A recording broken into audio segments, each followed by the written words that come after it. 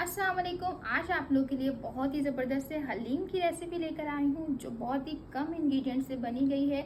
और इसको आपने अगर सीखना है तो आपको इसके लिए मेरे चैनल को जाके सब्सक्राइब करना होगा, जहाँ आपको बहुत ही ज़बरदस्त सी रेसिपीज़ मिलेंगी और मज़ा आ जाएगा। तो मस्ट ट्राई। बिस्मिल्लाहिर्रहमानिर्रहीम। अस्सलाम वालेकुम। तो जैसे कि जनाब यकुम मुहर्रमुल हराम है और तमाम घरों में जो है हलीम का एहतमाम किया जाता है, तो मैंने सोचा बहुत ही आसान सी रेसिपी आपको दी जाए जिसमें बहुत कम दालें यूज़ होती हों और मज़ा भी आ जाए। तो यहाँ पर जो है मैंने चने की दाल ली है, माश की दाल ली है, गंदम लिए हैं और जौ लिए हैं। ठीक है, इन सबको जो है ना हमने ओवरनाइट जो है सोक करके रख देना है पानी के अंदर, बहुत अच्छे से वॉश करने के बाद। तो मॉर्निंग में मैंने क्या करा था कि पतीली के अंदर इसको कन्वर्ट कर दिया था और फिर इसको मैंने ना पकने रख दिया था। तो तकरीबन 2 से 3 घंटों के बाद इसकी ये हालत आई थी, तब मैंने इसको घोटा स्टार्ट कर दिया था। चलते हैं इतने में इसका एक जो है ग्रेवी बनाते हैं जिससे इसका टेस्ट आएगा। यहाँ पे मैंने 1 कप ऑयल डाल दिया था और एक प्रेशर कुकर में मैंने इसके अंदर जो है ना मैंने 2 प्याज ली थी नॉर्मल साइज़ की, वो इसके अंदर डाल दी हैं। और मैं इसको जो है ना ज़्यादा डार्क ब्राउन नहीं करूँगी, इसको लाइट लाइट से शैलो फ्राई करना है प्याज को। और इसके अंदर जो देख लें मैंने तो 1.5 किलो के करीब मैंने इसके अंदर जो है गोश्त डाल दिया है। और यहाँ पर जो है आपको मैं दालों की सिचुएशन दिखा दूँ, ये अभी पक रही हैं। तो इसके मसालों में जो है हल्दी, पिसा हुआ धनिया, पिसी हुई लाल मिर्चें, तेज़पात और यहाँ पर हमने जो है ना नमक ऐड कर दिया। ठीक है, इन सब मसालों को हमने डाल दिया है गोश्त के अंदर। अच्छा, थोड़ी सी हल्दी यहाँ पे ज़्यादा जाएगी। और लहसुन अदरक का पेस्ट जो है अच्छा खासा हमने डाल देना है इसके अंदर। तो देखिए, जो मसाले हम डालेंगे उसी से तो टेस्ट आना है ना हमारे हलीम के अंदर, तो खुल के दिल खोल के डालिएगा। तो यहाँ पर जो है ना मैंने 3 से 4 अदद के करीब टमाटर भी ले लिए थे, इससे टेस्ट अच्छा आएगा। और दही भी यहाँ पर ऐड होगा। तो दही हमने जो है ना 1 कप के करीब इसमें ऐड कर देनी है, क्योंकि 1.5 किलो के करीब गोश्त है, तो यहाँ पे टमाटर और दही को बैलेंस करना होगा।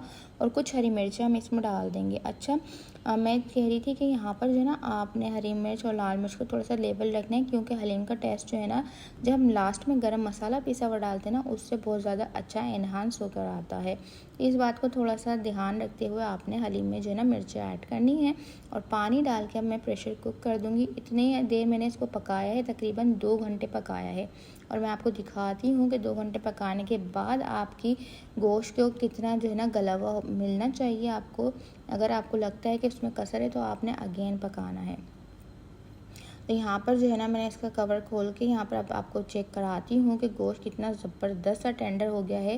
कि यहाँ पर अब मैं देखें, इसको चम्मच हल्का सा इसको रख रही हूँ तो ये जो है ना रेशा रेशा हो रहा है। इस तरीके का आपको इसमें गोश्त चाहिए होगा, क्योंकि हमने इसमें लगाना होता है घोटा, क्योंकि एक ब्लेंडर जब हम इसमें करते हैं तो जो है ना रेशा भी पिस जाता है। तो जब घोटा लगाएंगे तो रेशा इसका जो है ना साबित साबित रहेगा। तो दूसरी साइड आप देख लीजिए, दालों की ये सिचुएशन आ गई है, घोटा लगा लगा कर आप। तो अब जो है ना तो मैंने बोटियाँ एक साइड पे रख रही थी, उसका रेशा कर लिया। और थोड़ा सा जो इसका सालन था ना वो साइड में ही है, तो इसका अच्छे से रेशा कर लेंगे। अब यहाँ पर जो है हम हलीम के अंदर जो है ना अब हम ये बोटियाँ डालने लगे हैं और ये रेशा डालने लगे हैं। अच्छा, यहाँ पर जो है ना मुसलसल मैं इसको घोटे से ही मिक्स कर रही हूँ, क्योंकि घोटा चला रही थी। और साथ में अब यहाँ पर जो है ना थोड़ा सा सालन रह गया था, वो भी मैं इसके अंदर ऐड कर दिया था। सॉरी, इसका थोड़ा सा पार्ट मिस हो गया, तो वो ऐड करा। आप देखें इसका कलर कितना अच्छा आने लगा है। सालन जो हम लोगों ने साइड में रख दी थी ग्रेवी, तो उसको भी हमने जो है ना अच्छे से मिक्स करके ताकि उसके मसाले जो है ना साबित ना रहें, क्योंकि ऑलरेडी जब हमने सालन भुना था ना तो उसमें उसके मसाले जो है ना वो खुद ही पीस गए थे। तो यहाँ पर अब देख लीजिए, बस अब मुसलसल घोटा लगाते जाना है, लगाते जाना है। हलीम जब भी बहुत अच्छा बनता है तब आपने घोटा लगाते रहना है। और यहाँ पर देखें, गरम मसाला मैंने इसमें तकरीबन 2 टेबल स्पून के करीब भर कर डाल दिया था। और अभी जो है ना मैंने थोड़ी देर बाद और 1 टेबल स्पून के करीब इसमें गरम मसाला डाला था, क्योंकि मुझे लग रहा था कम है। अभी आपने टेस्ट करते रहना है, चेक करना है कि आपको कितना इसमें जो है ना स्पाइसेस चाहिए। तो उस हिसाब से आपने इस स्टेज पर आकर गरम मसाले को ऐड करते रहना है। नमक भी यहाँ पे आपने टेस्ट कर लेना होगा, क्योंकि दालों में नमक जो डलता है तो नॉर्मल हम डालते हैं कि ज़्यादा जो है ना इसमें तेज़ ना हो जाए। तो यहाँ आप इसकी कंसिस्टेंसी देखें कितनी अच्छी सी जो है ना ये थिक सी हो गई है। और मुसलसल जो है मैं घोटा लगाती जा रही थी, कभी मेरी सिस्टर लगा रही थी। तो ये देख लें कितना अच्छा सा ये जो है ना इसके अंदर घोटा लग चुका है। अच्छा, यहाँ पे लास्ट स्टेज अब आने लगी है तो मैंने इसमें ना थोड़ा सा पुदीना और हरा धनिया डाल दिया। इससे टेस्ट जो है ना बहुत अच्छा आता है। तो ये आपने मस्ट डालना है और इसको आप घोटते जाएं। जब आप इसको घोट देंगे तो इसके अंदर जो है ना इसका टेस्ट जो है डेवलप हो जाएगा। तो ये जो है ना पार्ट आपने मिस नहीं करना, आपने इसको लाजमी ऐड ऑन करना है। तो यहाँ पर आप जो है ना मैंने देख लीजिए बहुत अच्छा सा इसको थिक कर लिया था। और एक साइड पे जो है ना ऑयल में मैंने प्याज ब्राउन कर ली थी, जो कि हम ऊपर जो है ना टॉपिंग करते हैं जिसकी। तो प्याज हमने साइड में कर ली है और इसके जो है ना ऑयल था उसको हमने लगा दिया इसमें तड़का।